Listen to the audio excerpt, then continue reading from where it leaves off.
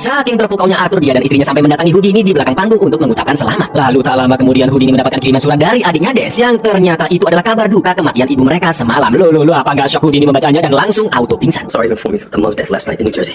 Oh no, hurry. Saat itu juga tur pertunjukan pun langsung dibatalkan dan Houdini kembali ke Amerika untuk memakamkan ibunya. Singkat cerita, setelah Perang Dunia Pertama usai, tepatnya di tahun 1922, ketenaran Harry juga menjadikannya sebagai aktor film menyaingi Chaplin. Karena masih terus terngiang-ngiang dan rindu dengan almarhumah ibunya, Houdini pun mencoba datang ke orang-orang medium yang mengaku bisa menjadi perantara manusia dengan roh-roh yang sudah mati. Tapi setelah beberapa kali datang ke tempat medium yang berbeda, Houdini hanya menemukan penipuan belaka, karena semua yang mereka lakukan hanyalah sekedar trik. Karena kepalsuan para medium yang mengambil keuntungan dari keluarga orang-orang yang sudah mati, Houdini pun membuat buku tentang kepalsuan orang-orang medium, dan itu membuatnya dimusuhi oleh medium-medium seantero negeri yang mulai kehilangan pekerjaannya. Kok mirip-mirip kayak di negeri Konoha ya? Bahkan Houdini akan memberikan $10.000 bagi para medium yang trik-triknya tidak bisa dipecahkan oleh Houdini. Loh, ini juga sama kayak pesulap Konoha. Ketenaran Houdini yang sudah berumur 51 tahun seakan tidak pernah mati. Pertunjukan sulap, film, bahkan bukunya laris manis di pasaran. Di pertunjukan berikutnya, Houdini akan meloloskan diri tepat di depan meriam yang akan diledakkan. Salah perhitungan sedikit aja badannya akan hancur terkena peluru. Lalu yang terjadi,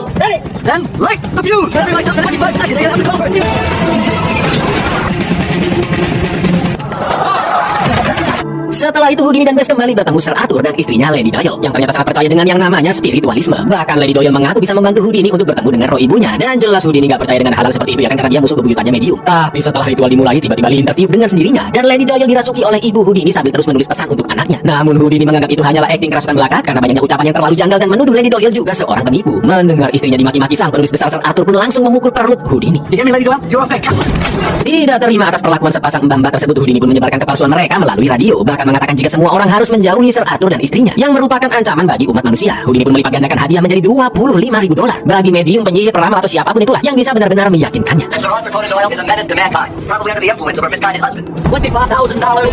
Setelah itu Houdini mendatangi mbak-mbak bernama Margery yang konon katanya merupakan medium paling terkenal di seluruh dunia. Tujuan Houdini jelas untuk membuktikan kemampuan Margery, yang mana malam itu akan memanggil roh saudaranya yaitu Walter. Lonceng, peluit, dan rebana dimasukkan ke dalam kotak, lampu dimatikan dan ritual pun dimulai dengan suami Margery yang berada di sebelahnya. Margery bukan dirasuki tapi dia bisa mengobrol dengan saudaranya tersebut. Lonceng dan yang lainnya pun berbunyi, bahkan pajangan di belakang mereka sampai terjatuh.